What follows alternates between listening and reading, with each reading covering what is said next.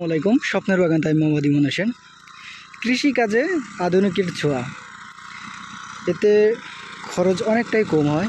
এই যে কচু জমিতে যে ছোটো মিনি পার্টিলারে চাষ দেওয়া হচ্ছে,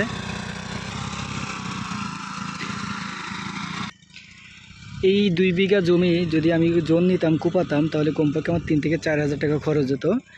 আর এই ছোটো মিনি পার্টিলারে যে চাষ দিয়ে দিচ্ছি, এতে আমার 1000 টাকা হয়ে যাচ্ছে। এতে খরচ অনেক কম এবং কাজটাও হয় অনেক দ্রুত।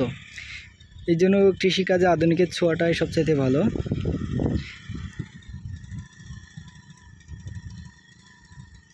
সেই সুন্দর হচ্ছে, মানে চাষটা একই সুন্দর হচ্ছে, মাটি একদম বিশাল।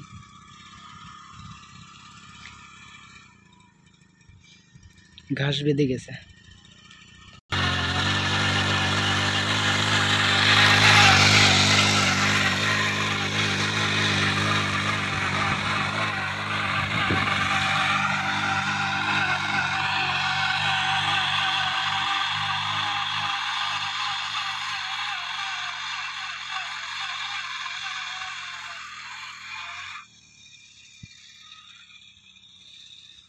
আমাদের রাজু ভাই বলতেছিল দিনে 3 থেকে 4 হাজার টাকা ইনকাম হয়। মাশাআল্লাহ, অনেক ভালো, কিন্তু কাজটা অনেক দ্রুত হচ্ছে। মেশিনে করলে কাজটা অনেক দ্রুত হয়।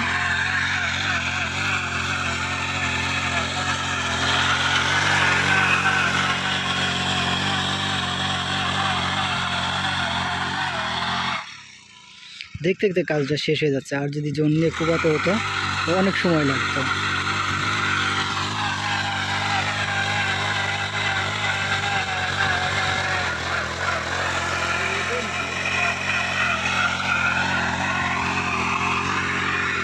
এরপরে জমিতে সুন্দর করে সার দিয়ে, আজকে জমিতে সার দেব। কি সার দিচ্ছি এখন, জমিতে যত ভিটামিন দেওয়া যায়, গ্রোজিং আছে, পোটাজিং আছে, ম্যাগনেসিয়াম আছে, থিওপিট আছে, এইগুলো আজকে সার দিচ্ছি। দিয়ে জমিটা সম্পূর্ণ জমি পিলি টেনে দেব। কচুতে যত ছোট কচু গাছ যখন ছোট থাকবে, তখন যত সার দেওয়া যায় জমিতে, যত সার দেওয়া যায়, কচুতে সার বেশি দিলে কোনো সমস্যা হয় না, সবচেয়ে ভালো হয়। অনেকে বলে ভাই কচুতে কী সার দেবো, কচুতে কী সার দেবো এটা কোনো কথাই না। কচুতে আপনি যা সার দিতে পারেন, কিন্তু ইউরিয়া সারের পরিমাণটা একটু কম রাখবেন, আর সালফেটের সারের পরিমাণটা একটু কম রাখবেন। যদি আপনি ইউরিয়া সারটা ব্যবহার করেন, তাহলে হবে কি, গাছটা দ্রুত বড় হয়ে যাবে। আর কচু গাছ যেন বট গাছের মতো না হয়, সেটা খেয়াল করতে হবে। আর এই জন্য ইউরিয়া সার আর সালফেটে, এই দুইটা জিনিস একটু পরিমাণ কম রাখতে হবে। আর বাদ বাকি সার আপনি যা দিতে পারেন, টিএসপি বলেন, পটাশ বলেন, ড্যাপ বলেন, তারপরে আপনি এই পাশে আছে দানাদার, যেটা এই যে গ্রোজিং আছে, ব্রোন আছে, এইগুলা যে আপনি দিতে পারেন, যার যেটা ভালো লাগে। এগুলা যত এখন আপাতত খাওয়ানো যায়। আমার 2 বিঘা জমি, এই জায়গায় তাই আমি গ্রোজিং নিয়ে আসছি 6 কেজি, ম্যাগমা নিয়ে আসছি 6 কেজি, আর থিওপিট নিয়ে আসছি 2 কেজি। এইগুলো আজকে 1-2 বিঘা জমিতে সব দিয়ে দেবো। আর পটাশ হচ্ছে 1 বস্তা, জিপসার আছে 1 বস্তা। জিপসার আরও দিলে ভালো হতো, কিন্তু স্রেপ, জিপসারটা নিয়ে আসছি স্রেপ এইগুলোর সাথে মিশিয়ে দেওয়ার জন্য। আজকে কচুর জমিতে এই সার দিচ্ছি। কচু যখন আমরা নিচ্ছি, তখন গাছের কন্ডিশন খুবই খারাপ ছিল। এটা একজনের জমি ছিল, সে ছেড়ে দিছে, এরপর আমরা নিছি। কিন্তু আপাতত আল্লাহর রহমতে কন্ডিশন অনেকটা ভালো দিকে আসছে।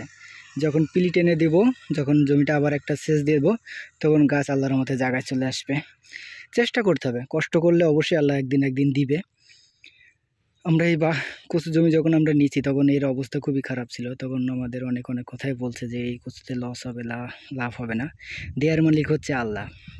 চেষ্টা করতেছি, চেষ্টা করব, যদি দেয় আল্লাহ তো আলহামদুলিল্লাহ, যদি না দেয় তাও আলহামদুলিল্লাহ। দেয়ার মালিক হচ্ছে আল্লাহ। আর একটা জিনিস, কচুর জমিতে যদি আপনার পোক থাকে, নাও থাকে, সপ্তাহে 2 বার স্প্রে করবেন। শুরুতে 1 দিন, আর 6 দিনের মাথায় 1 দিন অবশ্যই আপনার স্প্রে করতে হবে। পোক থাকুক, পোকার আক্রমণ থাকুক, আর নাই থাকুক, এটা আপনার করতেই হবে। এই ছিল আমার কচু বাগানের আপডেট, আজ এতটুকুই। সবাই সুস্থ থাকবেন, ভালো থাকবেন। আসসালামু আলাইকুম।